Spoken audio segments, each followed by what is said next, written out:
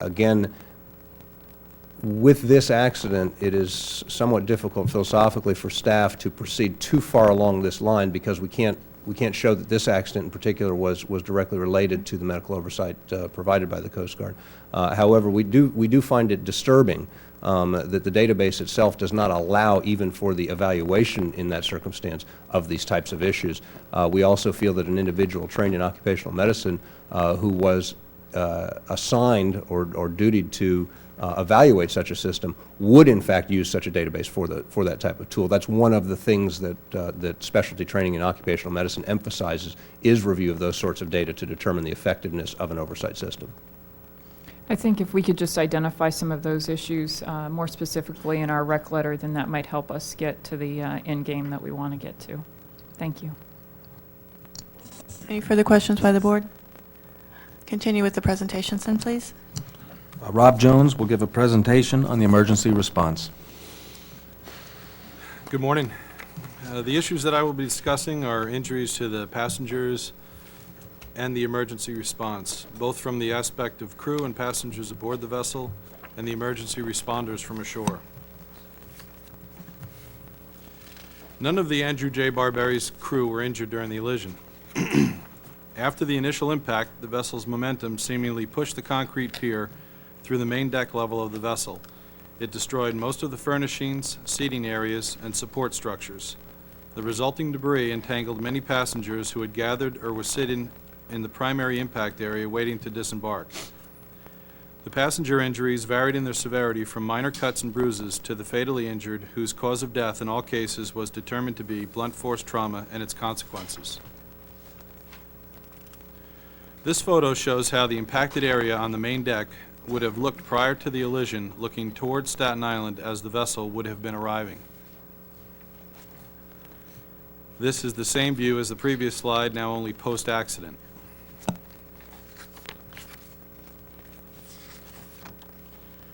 This image shows the size and type of debris that was destroyed and then pushed through the main deck passenger area of the vessel. The arrow indicates one of the metal doors from the Staten Island end of the ferry. The circles show the pilings and timbers from the maintenance pier. This view is taken from approximately the midships area or center of the vessel, looking toward the Staten Island end. Along with the debris noted in the previous slide, here we can see the displaced benches which were torn from their bases. This slide shows one of the many shorings erected by the fire department to support the saloon deck at the Staten Island end of the ferry. And from this slide, we can see how the Brooklyn side of the ferry was left intact, only a few feet away from the damaged New Jersey side. This slide diagram shows the location of where emergency personnel recovered those passengers that were fatally injured. The shaded portion depicts the damaged areas of the main deck level of the Andrew J. BARBERI.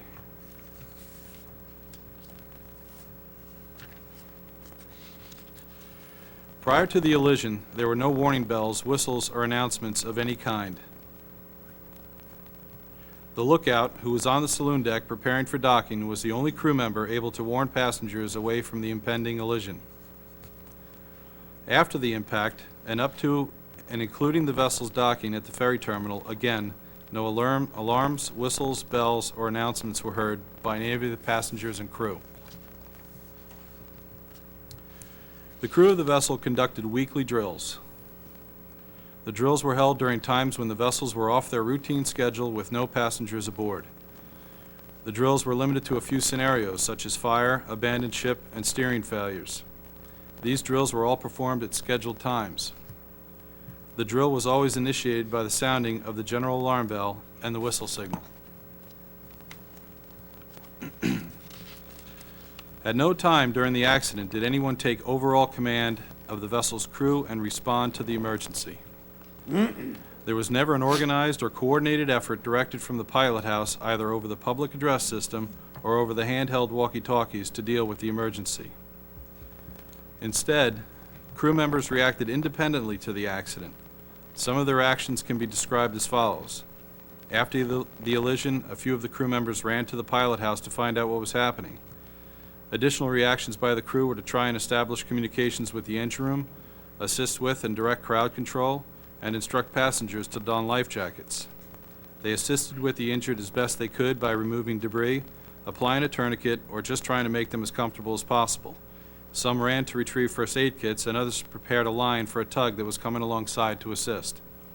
As the ferry approached the terminal, they prepared for and secured the vessel at its berth. In interviews with passengers and crew, the following persons at a minimum aided in response to the emergency until shoreside responders arrived. 2 uniformed officers assisted with the more severely injured and were influential in crowd control. Off-duty police and fire department personnel made their presence known to members of the crew and assisted with the injured and removing debris. An off-duty U.S. Coast Guardsman immediately called his station at Fort Wadsworth and continued to send in updates. An off-duty Staten Island ferry mate riding aboard was described as a great help in assisting with the emergency and helping the injured. Numerous accounts of passengers helping in the emergency were revealed during interviews. One specific account was of a passenger, a nurse, who was on board sightseeing. After the Allision, she made her way down to the main deck and assisted one of the more severely injured passengers by applying a tourniquet and remaining with him until their arrival at the emergency room of the hospital. Numerous units from the New York Police Department, New York City Fire Department, and Emergency Medical Services service units were at the terminal waiting to step aboard as the ferry arrived. Coast Guard and NYPD vessels arrived on scene to search the area for any persons in the water and provide a secure area around the vessel.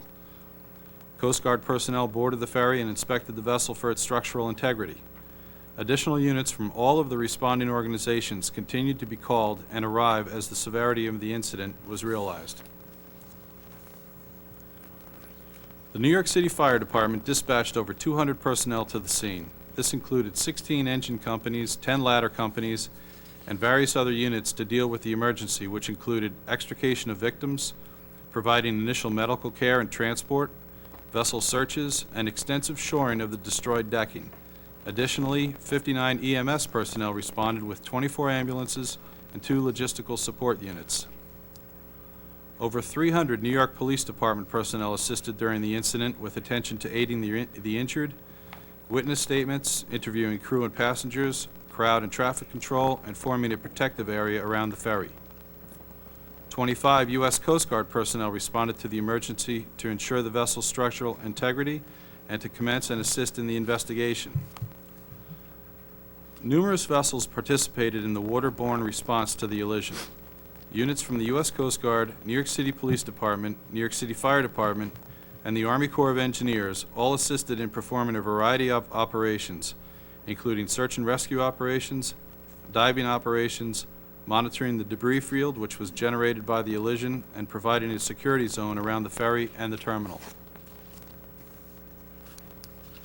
The majority of the injured were transported to 3 local area hospitals on Staten Island. Most were treated and released, however 19 were admitted for their injuries. Some additional passengers were transported to hospitals in Brooklyn. They were treated and released. Over the next 2 weeks, approximately 14 passengers sought medical treatment for injuries sustained during the accident. They were all treated and released. Staff believes that the lack of command and organization resulted in a deficient response in dealing with the emergency aboard the Andrew J. BARBERI after the Allision.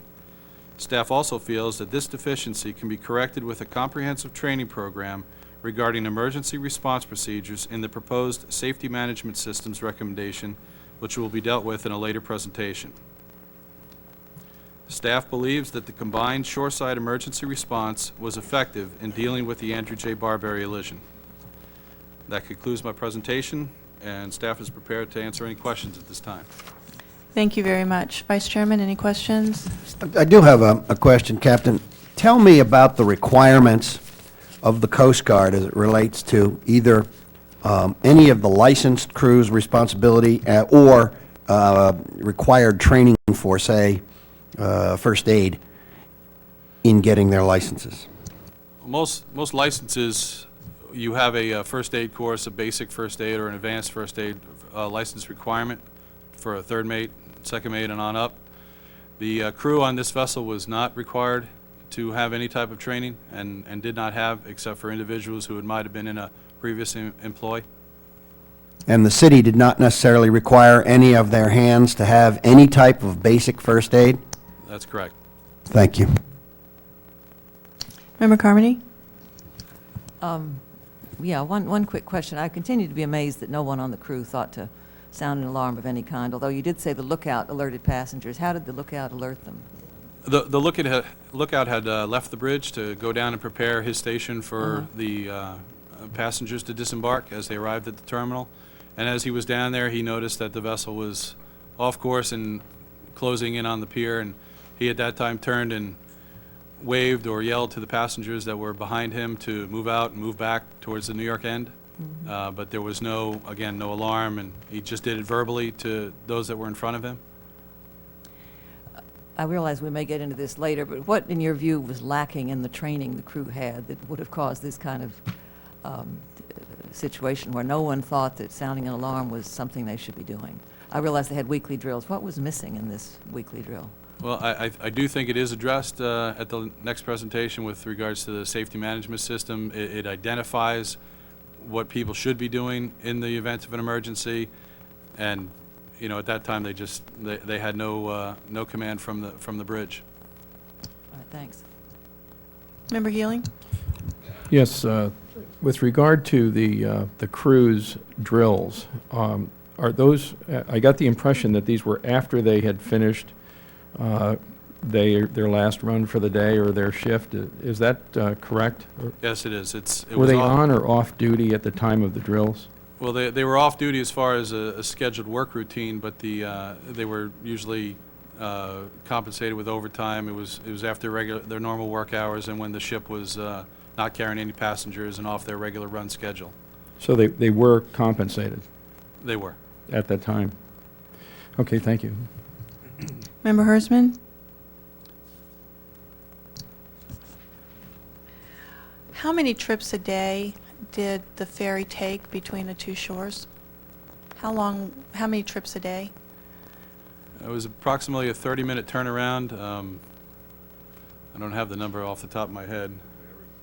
It could vary, I think, but It would vary based on what vessel's in the rotation. If the BARBERI's just running, say, from rush hour in the morning till evening, but it would vary on which, as I've said, the rotations of the vessel. And how long was the crewman's shift? 6 hours, 8 hours? that was an 8-hour shift they had. All right. And what type of rest breaks or lunch breaks were included? I'm not sure if I ever got that, but it was just considered I think they could take them when they could on board with regards to grabbing a bite to eat or, you know, making a bathroom or a head call. Because I'm struck by, throughout all of this process, I don't know if it's the monotony of the journey or the regularity of the journey or the regularity of the day or distraction or inattentiveness or daydreaming. But I'm struck that even if one had the experience of the regularity of going between point to point, back and forth, that there wouldn't have been a conscious or unconscious feeling of something being wrong, simply because we had, as originally discussed, that normal 43-second time event that should have been coming. It seems to me that because of the regularity of the schedule, that you would kind of, it's like driving home. You kind of know when you're getting home. And I'm really shocked that, and understanding that there is a monotony, perhaps, this point-to-point travel, but the inattentiveness that even with the Allision occurring, no alarms are being sounded, this is not an ordinary event, and yet it seems like no one was home. Well, in some of the interviews between crew and passengers, there are some that allude to a sense of that the trip was going a little bit longer, but it was nothing that they warranted any kind of out of the ordinary. It can be at times thought. One of the mates was thinking it could be because of traffic in the area, other vessels, that the ferry might just be taking a different, more circuitous route around the normal path to the ferry to make way for another vessel. So in interviews, it did come to light in some people, but again, they didn't They didn't hear the normal slowdown and reduction of the engine speed and RPM, which is really what got everybody going and headed towards the end of the ferry to disembark, and it just never got acted upon. And no one, other than the assistant captain, was looking forward. No one was watching where the ferry was going. Not at that time. No lookouts, no one was paying attention to where the boat was going. Correct. Thank you. Any other questions by the board, Vice Chairman? Member Carmody? Member Healing? Yes, one question. One of the opportunities for them to get a mini break occurred when they refueled. How often did they have to refuel?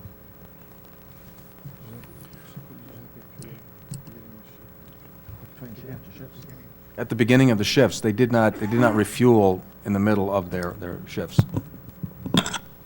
When I was up there, I guess a week afterwards, the crew that I went with, actually, we stopped and refueled, and it was mid-shift, so and that was when they basically did their lunch break.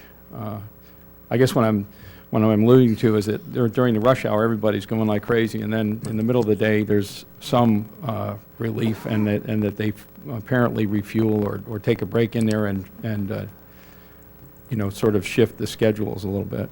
Okay, if you're going to talk about each particular vessel, that's going to be true, depending on where that vessel is in the schedule. Yeah. The gentlemen we talked to, they were working 8 to 9 hours straight, and they would fuel at the beginning of their shift. I'm sure it would vary vessel to vessel. Great. Okay, thank you. Member Hersman? Any others? All right, thank you. If you'll continue with the presentation, please. Dr. Barry Strouch will give a presentation on New York City Department of Transportation management of ferry operations. Good morning. Management of the Staten Island ferries includes the structure of the management of each ferry, and as important, the management and oversight that the New York City Department of Transportation brought to its fleet of vessels.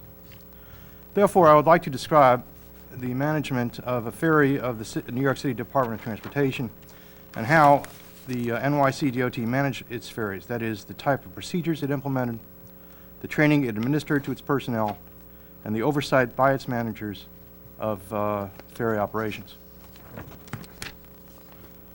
The New York City Department of Transportation operated several key components of the city's transportation system, in addition to the Staten Island ferries. These included the elements listed in this slide.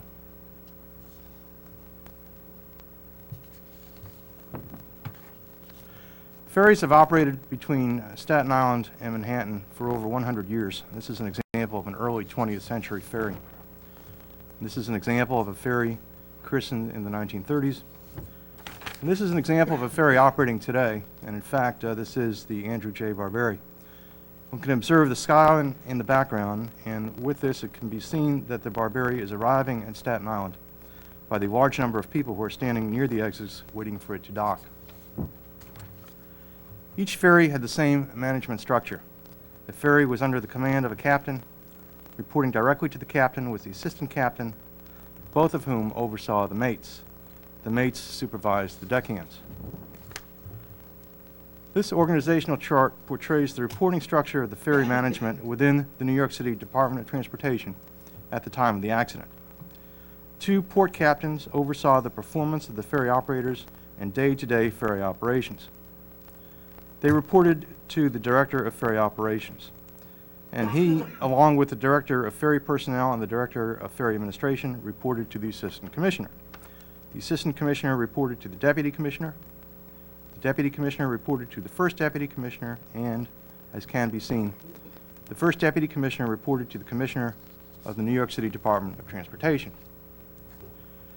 New York Harbor, through which the Staten Island ferries operate, is in tonnage the 3rd busiest in the United States, the busiest on the East Coast, and one of the world's busiest harbors, with constant operation by a variety of vessels, many but not all of which maintain regular communications with the Coast Guard while traversing the harbor.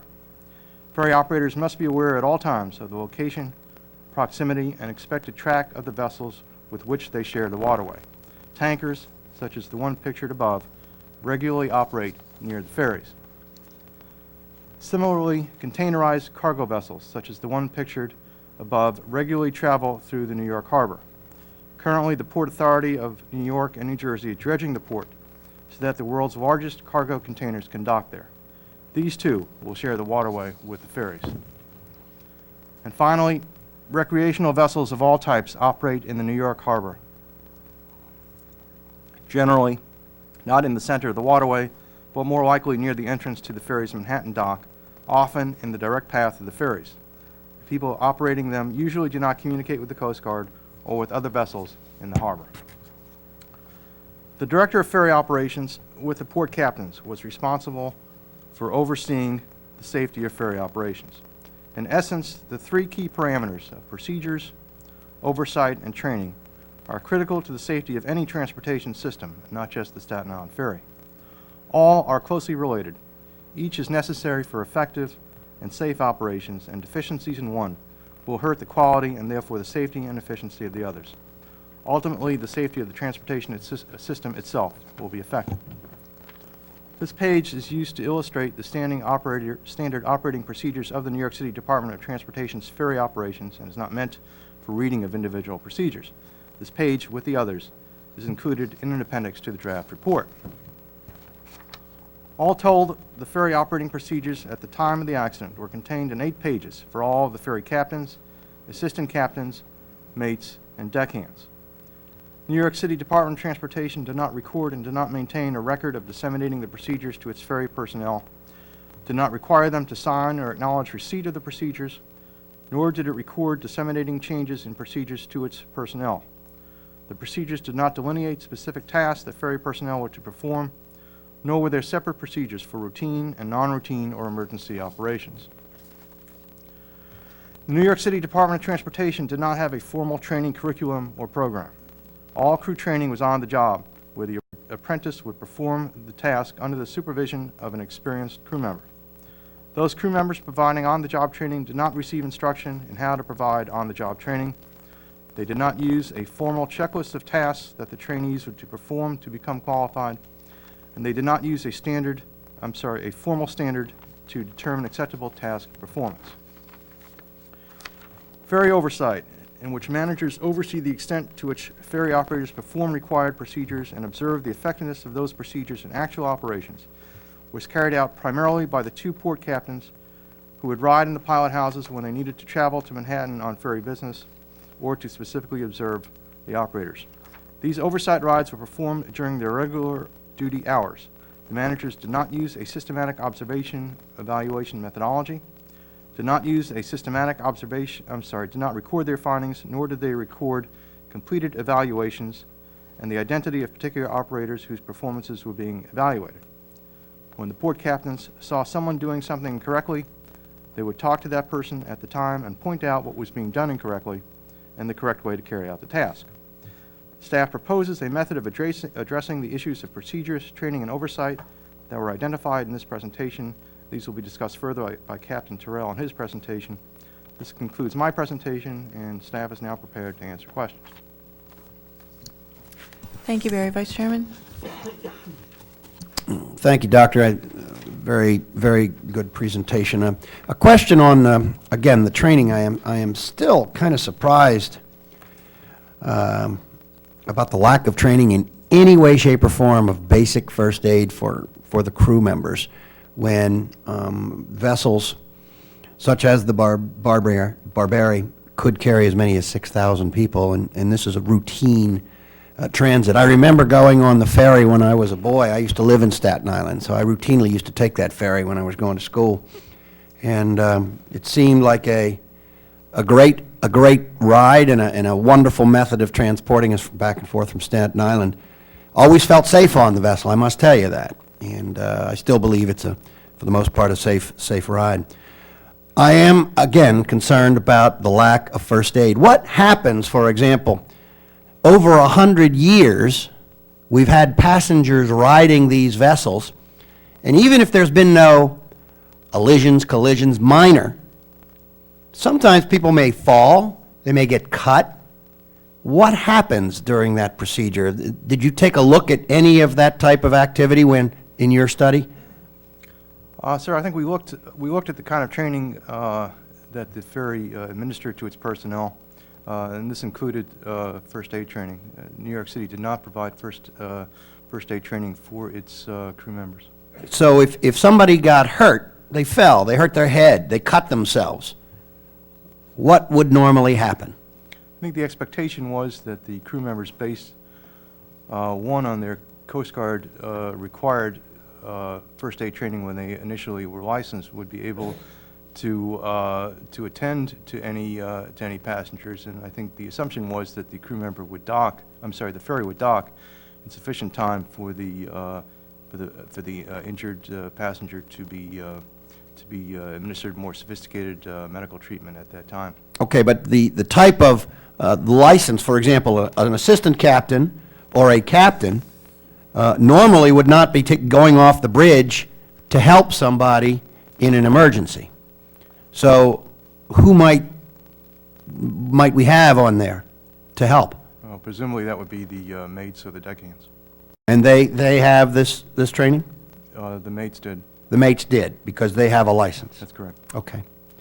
Thank you very much. Just one last question. I assume during our investigation we took a look at the entire history of the Staten Island Ferry operating from 1905 till today. And do we have any characterization or any type of way you might characterize the safety record of the vessel? We did look at the safety record. This was the first fatal accident involving the Staten Island Ferry in approximately 100 years of service. The other incidents and accidents they had primarily involved mechanical failures of some type, which then would have led to things like bumping into the dock and then some injuries as a result of that. Ferry personnel were very proud, and I think justifiably so, of the safety record that they had maintained in their years of operation. Okay, thank you. Member Carmody? Yes, thank you. I note that there was only the assistant captain in the pilot house. Are there any procedures or training by New York DOT that would indicate that more than one person should be in the pilot house during, I was going to say takeoffs or landings, but it's not the proper terminology. Any such rules, regulations, requirements, procedures, training that would indicate there should be two people? Well, first, I think we should add that there was a second person in the pilot house. That was the mate. In terms of being a required crew member in the pilot house, there was only one, and that was the assistant captain. We looked closely at the procedures of the ferries, and the ferries did call for a lookout to be in the ferries, and for the captain to be there upon docking. Nevertheless, that particular procedure was open to a variety of interpretations on the part of ferry supervisors and on the part of ferry crew members themselves. And basically, the bottom line is that different crew members and different supervisors had different perceptions as to whether or not the captain was required to be in the pilot house at the time of the Allision. Really depends on who you talk to. So it was a loosely defined procedure, is what you're I telling me? think that's a And there was no appropriate, common understanding of what that meant? That's correct. So it could be the assistant captain, or it could be the assistant captain and someone else. There was no clarity about who was supposed to be there when. Well, there was supposed to be a lookout. That was a deckhand. Deckhands would alternate in their positions, but the primary misunderstanding was one, whether or not the lookout was permitted to leave before docking to attend to his duties as a deckhand, and whether or not the captain or the other assistant captain was to be in the pilot house upon docking. That was the primary source of misunderstanding. Has this situation been corrected since the accident? New York City Department of Transportation has implemented many changes since the accident, and I think it's fair to say that subsequent to their commissioning of the Global Maritime and Transportation School to study the system and their agreement to abide by the majority of the GMAT's recommendations, that this will be changed if it hasn't already been. So they have made changes since the accident? That's correct. Based on the GMATs? Mm-hmm. All right, thank you. Member Healing? Yes, thank you. Along the way, we've mentioned a couple of times the fact that the ferry can carry up to 6,000 people, and yet because there is no turnstile or other ticketing arrangement because it's free. The real question is, how are they certain that there are no more than 6,000 people, or how did they go about determining what's the maximum load of this vessel? I think it was primarily based on their experience in estimating the number of people in the space that these people were occupying. But I think the assumption there is that it was not a particularly accurate system. I think it's probably a fair assessment. But nonetheless, they're confident that it really doesn't exceed the 6,000. I would say that, but again, it's subject to errors of estimation. I guess what I'm asking is that there is a requirement for life jackets or life vests, one per person, and they have a certain quantity of life jackets on board, which should, I would think, almost always, if not always, at least equal or exceed the number of people on board. That's really the question. How do they assure that? Well, I think it's also fair to say that as the occupancy of the ferry filled up, that they would know when they were getting close to it, and I think it's also fair to say that it rarely got to that point. Bob, did you want to say something? Yes, we had conversations with the Coast Guard about that issue. They would come down, do counts. They would talk with the captains, and now you have the New York City Police Department doing estimates. The Coast Guard felt very confident that they were not exceeding their capacity. Thank you. I just wanted to get that on the record. We did discuss that in our pre-meeting here.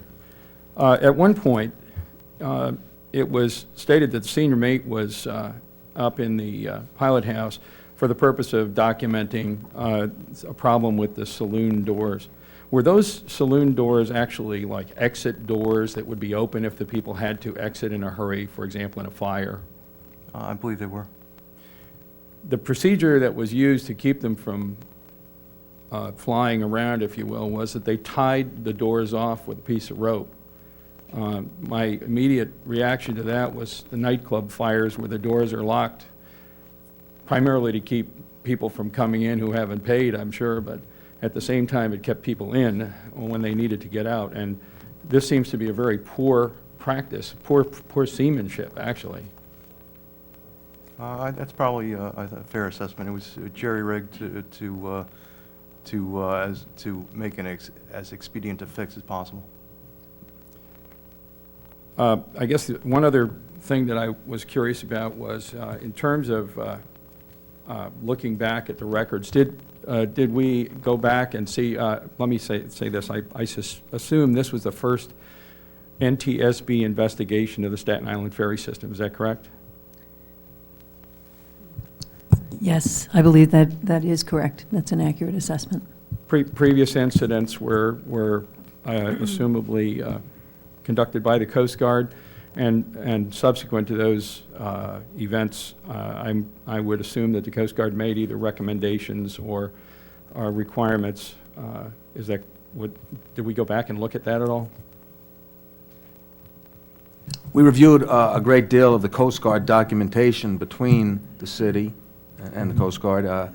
Some of the recommendations were make sure your crew are keeping people off the stairwells. But that's the type of things we saw. Yeah. And so are you looking for something more specific? Well, I guess there was one accident in 1978 when supposedly 200 passengers were injured, and I would assume the Coast Guard would have investigated that. Apparently the ferry boat slammed into a seawall. I don't know which one it was, but this was based on a New York Times article. And there were two other incidents mentioned in there, one of which included the sinking of the ferry's Verrazano in 1963. I guess what I'm saying is that if the Coast Guard made recommendations and they were not followed through, documented, or somehow monitored through some successful completion of those things, there's been a significant breakdown in the whole system in New York Harbor, it seems. Okay. Well, yeah, staff did not go back and review those accidents. Okay, one of the things that did occur, I guess, was in 1998 or thereabouts, or 1997, when they removed the fee or charges for carrying people from one end of the line to the other.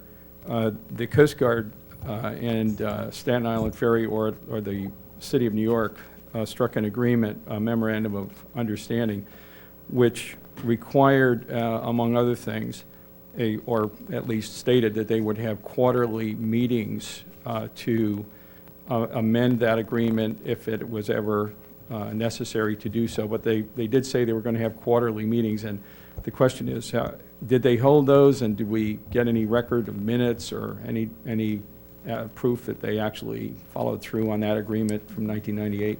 Yes, Morgan Terrell reviewed the documents, so I'll turn that over to him. Yes, sir. The Coast Guard in their annual inspections of the vessels, Coast Guard in their annual, their quarterly inspections of all the vessels considered those quarterly inspections to be their quarterly meetings. No such minutes were kept. Only records were the fact the inspections took place and discussions were basically made between the inspectors and the operators at that time, and no other minutes were kept. Okay, thank you. No further questions. Member Hersman?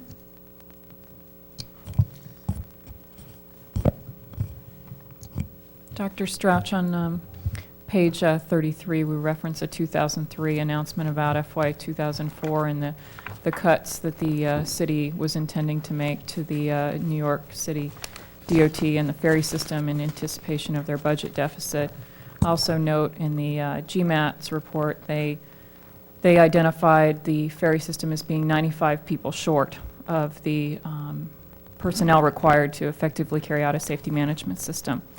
Can you explain to me how, given the city's financial state, what New York City DOT has done to reconcile these two disparate numbers?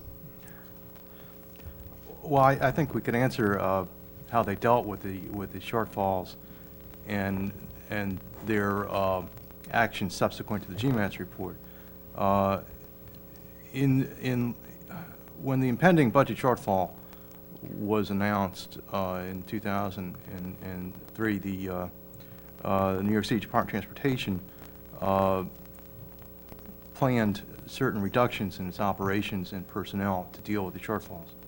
Specifically, they were going to take one ferry out of service out of 4 that were operated during rush hours, and they're going to lay off 32 operating personnel at various, as opposed to administrative personnel. These are people hands-on experience, hands-on functions in the ferry itself.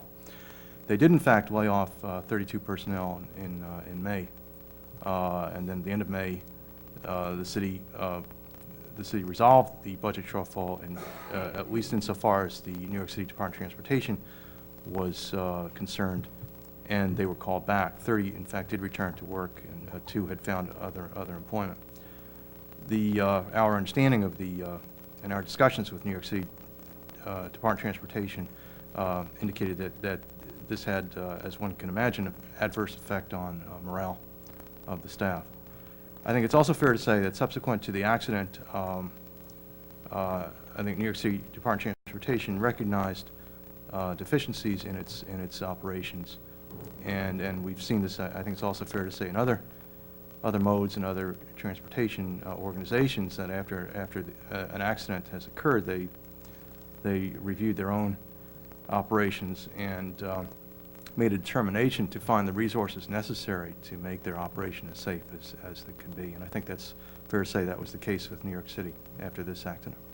Do we know how many people that they have hired since the accident? I think they indicated that they were going to hire 95 personnel. I think they informed us as of last week they had hired 45 people. And has any of their oversight, record-keeping, or training policies changed post-accident? Yes, Captain Terrell will discuss that, Okay. but it's fair to say they have made substantial changes. Okay. One of the things that I was struck with in the report is comparing the New York City DOT process and oversight for the Staten Island ferry system with that of the Washington State ferry system. We look at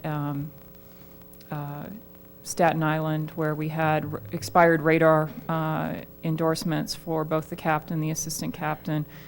We certainly had problems with the medical, but With Washington State Ferry System, the officers received 30, 60, and 90-day notices when their annual medical exams were coming up. They had a robust safety management system. New York City was really fairly abysmal in the oversight that it had of its ferry operations. And what I'm trying to understand is why we have such a disparity between two ferry systems that transport 20 million passengers annually. How can we have such a gap in the systems? Is it regulatory? Is it a legislative problem? Why do we see such a disparate safety culture? I think the answer is all of the above. For one thing, Washington State was required to implement the kind of robust safety system you're referring to, the safety management system, because they operated internationally. The New York City Department of Transportation operated strictly in inland waterways, and therefore was exempt from the requirement to implement the safety management system. So that would account for part of the disparity. But the passengers in New York City don't deserve any less safety than the passengers on the Washington State Ferry System. And I know we're trying to address that in the voluntary kind of compliance in our recommendations, but what do we need besides voluntary compliance to make sure that there is one system with an equal level of safety? Member Hertzman, the safety management system that the Washington State Ferries have in place was put there primarily because Washington State operates one run between Anacortes and Victoria, and they decided that since one ship had to make that run, it was just more effective to put the system throughout the entire operation, both in management and on board the vessels. They've been doing it almost not quite 10 years. They've fully implemented SMS right now. It's very successful. And there are some regulatory issues between a vessel running internationally versus one running domestically. Currently, ships on domestic runs are not currently required to have safety management systems, whereas ships running internationally are required. I think it's fair to say that the staff certainly supports the notion that all passengers in ferries should be subject to the same kind of robust safety system that Washington State Ferries operates, and staff has proposed recommendations along those lines. My concern is just that it continues to be a voluntary compliance with the safety management systems, and so I guess the question is it has to be mandated, and we may not be the place to do that, but I think just as a passenger getting on an airplane at LaGuardia Airport does not expect to have a different level of safety whether they're flying to Charles de Gaulle Airport or whether they're flying to Washington National Airport. I don't think that we want to have a safety system for our ferries that is contingent upon what the destination is. So thank you for your response and the thoroughness of your report. I think I'll ask this to Dr. Strauch. I'm delighted by the conversation about intermodal safety standards being shared among all the modes, in the hope that we can have all modes of safety adhere to and achieve the high rates of safety we have in certain of others. So I'm delighted by the turn of this conversation. I want to talk a little bit about voluntary versus mandatory, just so I can get a better feel for it. I don't think it's unfair to say that our report indicates an atmosphere of complacency, some lack of accountability, which is balanced by almost 100 years of a safety record. So this system has been running safely or without accidents, probably on something more than luck for almost a century. But I do believe that this issue of complacency, distraction, looseness, or loosely, as Member Carmery said, has shown a lot. However, I'd like to go in a little bit more into what was voluntarily done or not done following the accident, because it certainly was a wake-up call to a variety of people. So could you go into a little more detail about the GMAT's report, its recommendations, and what has or has not been done based on the GMAT recommendations at this point in time? Okay, I think within a month after the accident, the New York City Department of Transportation asked GMATs to conduct a thorough review of its operations.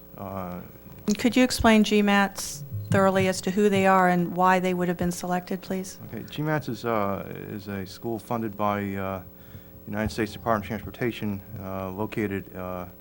co-located with the Kings Point Merchant Marine Academy in New York City.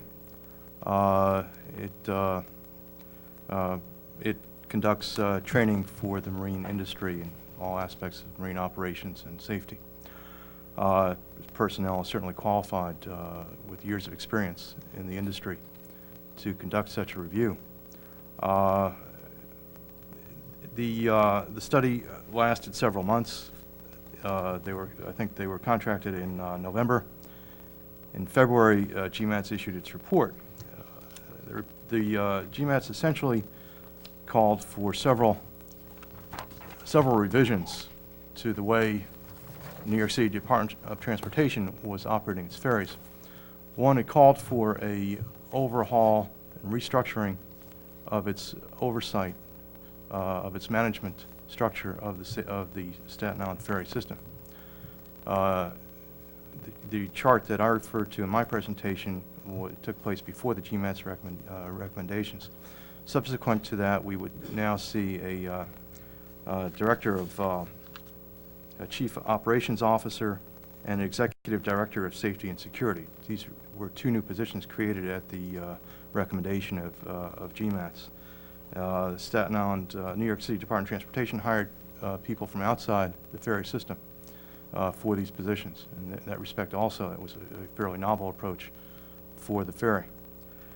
In addition, GMATS recommended that New York City Department of Transportation implement a safety management system such as the one that we're discussing. New York City agreed to this recommendation and has retained an additional contractor to develop such a system for its ferry operations. In their most recent correspondence to us, they indicated that they expect to be certified, to have a document of compliance by the Classification Society by December of this year. In other words, they will be fully SMS certified at that time. In addition, GMATS also recommended that New York City Department of Transportation undertake specific training of its crew members that had not been done before, including training in bridge team management. This was also a new concept for New York City DOT. Finally, GMATS also recommended that New York City acquire more contemporary navigation technology for its ferries. And the system has agreed, the Department of Transportation has agreed to update its technology to some extent in compliance with the GMAT's recommendation. Staff has drafted a recommendation to further spur DOT to acquire even more technology. So out of the recommendations that were issued by the GMAT's report that the department contracted for, were they required to hire GMATs to do this study? No, ma'am. So this was voluntary on their part? Yes, it was. And out of the recommendations that were issued from the GMAT's report, what percentage of recommendations have at least been initialized or implemented by the Department of Transportation? It would certainly be an overwhelming majority of the recommendations. 80%, 90%, all? I would say between above 90%. Above 90% have been voluntarily initiated. Yes, ma'am. And I don't want to get ahead of the game because we'll read our recommendations a little bit later, but do our recommendations, as far as the GMAT's report, add anything to the GMAT's recommendation? Well, the recommendations, I think, were designed to further spur as much compliance as possible with the GMAT's recommendations. In other words, do it, not just initialize it, but actually complete the implementation that's already been done, correct? Correct.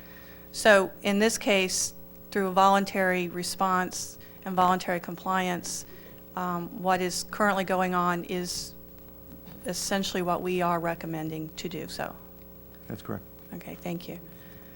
Member Carmody, you had another question? Thanks. I did, thank you. I had a comment and a question. I was, when I read the report, I was very bothered by the fact that the requirements for vessels in foreign waters were more stringent than for in our domestic waters. This just doesn't sit right with me.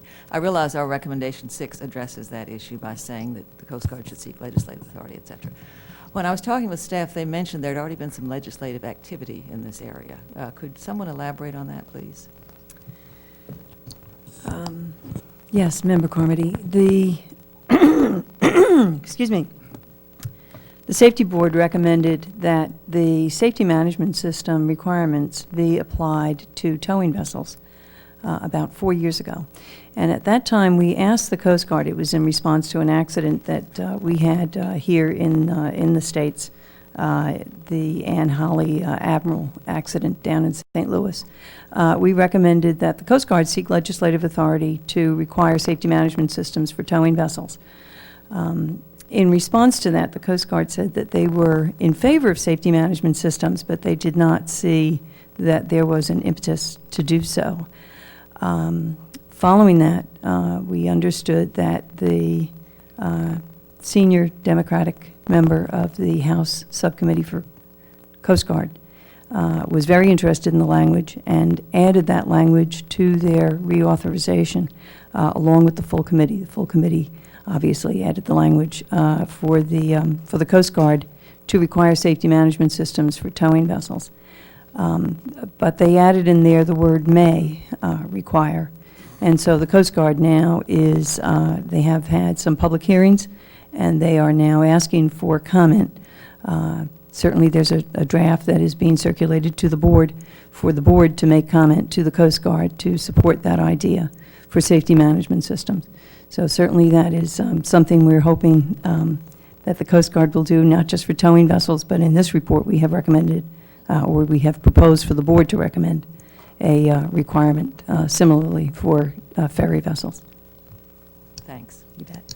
Any other questions, Vice Chairman, Member Healing, Member Hertzman? I'd just thought I'd make a comment. One of the reports from the New York Times documents 50 incidents since 1978 on the ferry system, and 30 of the accidents, ranging from collisions to fires, were blamed on what investigators deemed to be mistakes or acts of negligence by captains, mates, deckhands, or other ferries and or other ferry employees. And so just want to point out that in addition to the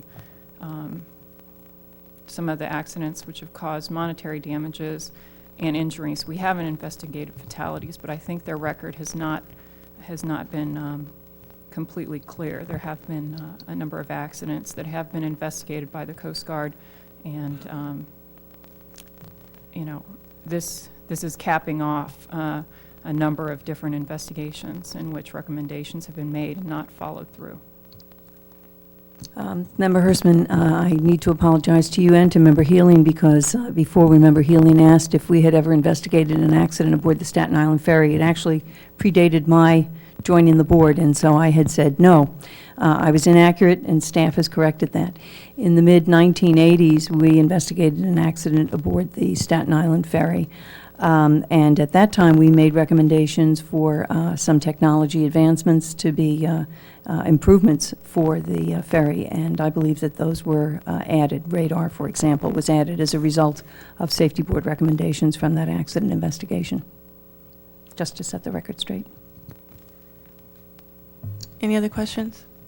I'd like to propose that we take, let's say, a 9-minute break to the half hour, please, and then we'll continue on in the presentation. So back at 11:30. Thank you.